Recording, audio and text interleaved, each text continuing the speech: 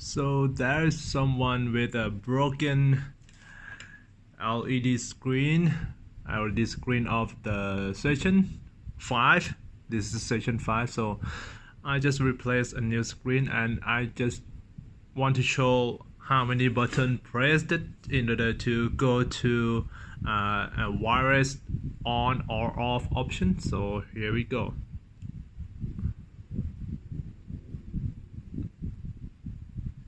Okay, then that first, second, third, fourth, fifth, and sixth.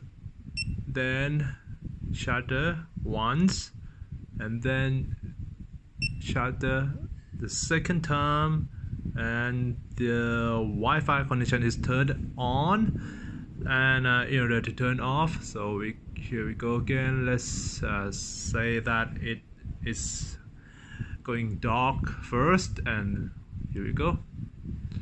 That's first, second, third, fourth, fifth, sixth, and shutter once, and shutter on this second time, and the Wi-Fi is turned off. So it's 6th menu button and 2 times the shutter buttons to turn on and off the Wi-Fi connection for session 5. Thank you.